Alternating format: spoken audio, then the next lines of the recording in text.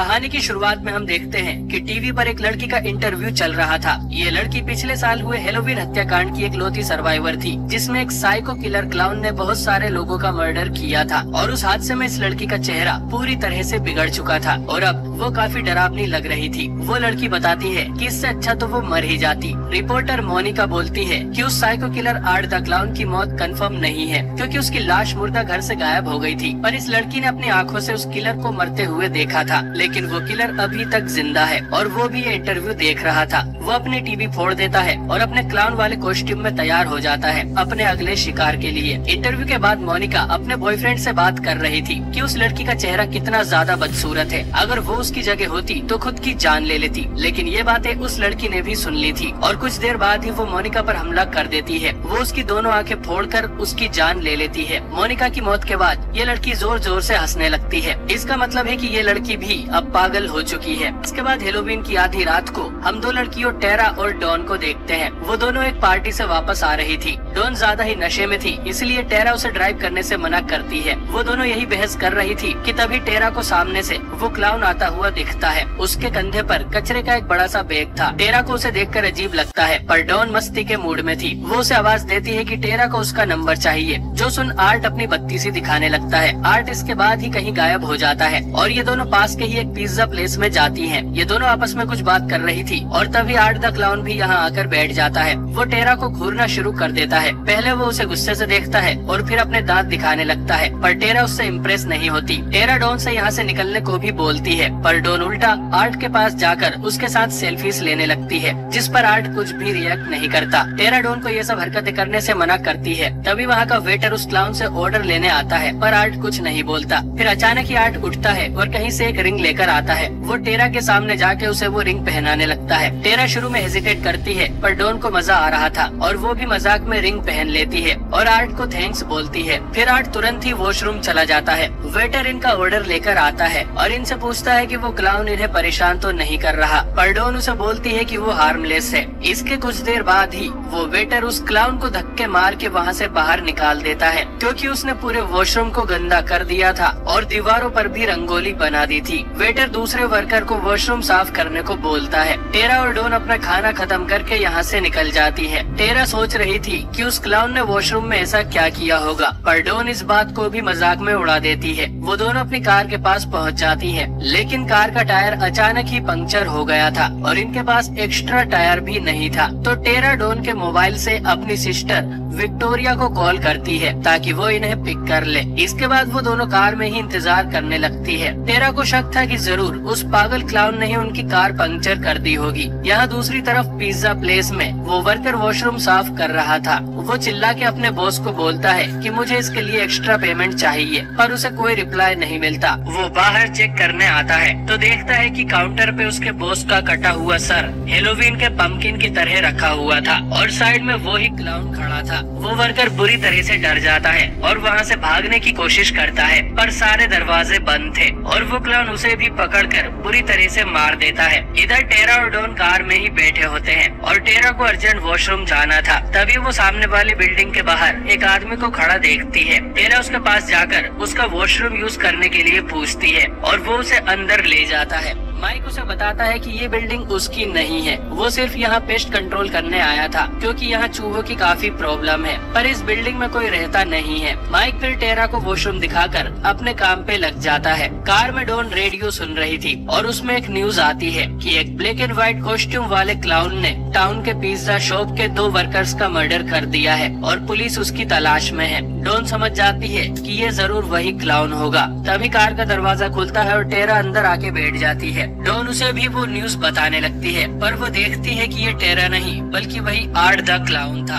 इधर टेरा वॉशरूम से बाहर आकर यहाँ से निकलने के बजाय यहाँ के वेयर हाउस में घूमने लगती है। तभी उसके सामने एक औरत आती है जिसके हाथ में एक डॉल थी और वो डॉल को अपनी बेटी एमिली बता रही थी। टेरा समझ जाती है कि ये औरत पागल है, तो वो किसी तरह वहाँ से निकल जाती है, लेकिन जैसे ही वो मेन डोर की तरफ जाती है तो उसके सामने आर्ट खड़ा था। टेरा डर के वहाँ से भागती है और गैराज में छुप जाती है, पर वो क्लाउन उसे उसे ढूंढ लेता है और उसके पैर को चाकू से काटने लगता है। टेरा अपने आप को छुड़ा के वहाँ से भी भागती है, पर बिल्डिंग के सारे रास्ते बंद थे। फिर वो ऊपर जाती है जहाँ वो आदमी माइक काम कर रहा था, लेकिन वो ईयरफोन्स लगा के गाने सुन रहा था, इसलिए उसे टेरा की चीख सुनाई नहीं देती। टेरा पीछे से चिल्लाती रह जाती है और तब तक आर्ट यहाँ आकर उसे बेहोश कर देता है। जब टेरा की आँख खुलती है तो वो अपने आप को एक चेयर से बंधा हुआ पाती है। वो क्लाउन भी उसके साइड में अपने हथियारों में धार कर रहा था। टेरा के साथ थोड़ी मस्ती करने के बाद आर्ट उनके सामने वाला कपड़ा हटाता है और टेरा देखती है कि उसने डॉन को उल्टा लटकाया हुआ था, और इसी सीन के लिए ये फिल्म जानी जाती है क्योंकि ये काफी भयानक है। इसके बाद आर्ट एक आरी उठाकर डॉन को बीच में से काटना शुरू कर देता है और टेरा को मजबूरी में ये सब देखना पड़ता है।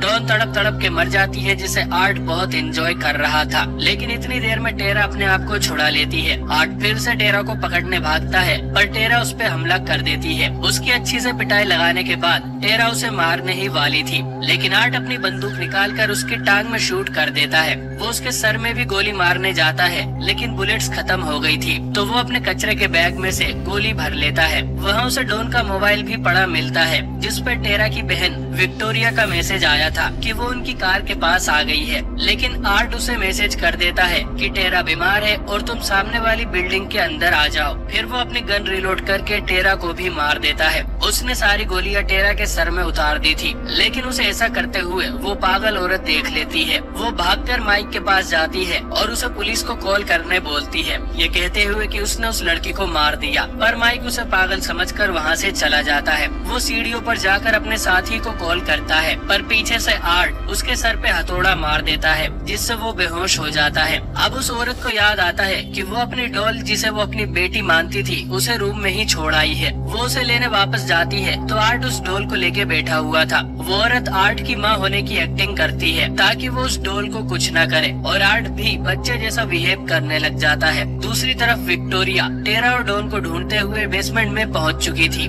जहां डॉन की टंगी हुई लाश देखकर उसके होश उड़ जाते हैं और वो तुरंत ही वहां से भागने लगती है। पर तभी उसे एक लड़की की चीखें सुनाई देती है। विक्टोरिया को लगता है कि ये टेरा है और हिम्मत करके वो उसकी मदद करने वापस अंदर आ जाती है, लेकिन ये आवाज टेरा की नहीं बल्कि उस लेडी की थी, जिसके सर और चेस्ट की खाल उतारकर आर्ट ने खुद पहन ली थी। विक्टोरिया किसी तरह वहाँ से भागती है, पर सारे दरवाजे बंद थे, तो वो एक क्लोजेट में छुप जाती है, लेकिन आर्ट उसे देख लेता है, पर किसी और की आवाज सुनकर वो वहाँ से चला जाता है। ये माइक का साथी था जो कि उसकी काम में मदद करने आया था। आर्ट पीछे से उसके सर में चाकू घुसा के उसे भी मार देता है। मौका देखकर विक्टोरिया वहाँ से निकलने का ट्राई करती है, लेकिन आर्ट उसे पीछे से पकड़ लेता है और प्लास्टिक बैग से उसका दम घोटने लगता है, पर विक्टोरिया वो प्लास्टिक फाड़ देती है और आर्ट के पैर में कील घुसा के वहाँ से भाग जाती है। विक्टोरिया को एक चेयर पे टेरा की डेड बॉडी भी मिलती है, जिसे देख वो पूरी तरह से टूट जाती है। वो वहीं बैठ के रोने लगती है और वहाँ आर्ट आ जाता है।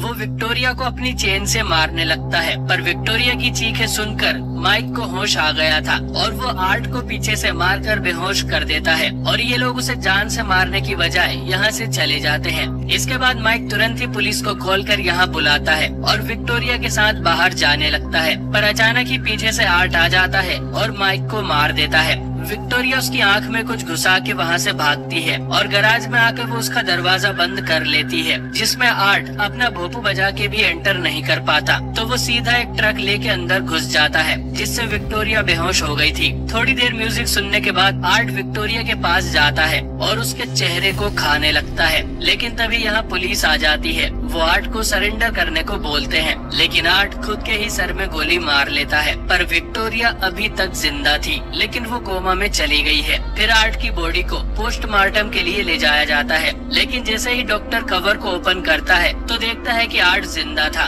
यहाँ की लाइट थोड़ी फ्लिकर करती है और आर्ट उस डॉक्टर का गला दबा के उसे मार देता है। इसके बाद कहानी 1 साल आगे जाती है। हम हॉस्पिटल में विक्टोरिया को देखते हैं, जो कोमा से बाहर आ चुकी थी और उसे हॉस्पिटल से छुट्टी मिल रही थी। साथ ही कल उसे एक इंटरव्यू देने भी जाना है। और अब तक आप समझ गए होंगे कि विक्टोरिया ही वो लड़की है जिसे हमने मूवी की शुरुआत में देखा था, जो कि अपने चेहरे की वजह से परेशान होकर खुद भी एक किलर बन गई है। ये फिल्म यहीं पर एंड हो जाती है। तो दोस्तों, आपको ये फिल्म कैसी लगी कमेंट करके जरूर बताएं।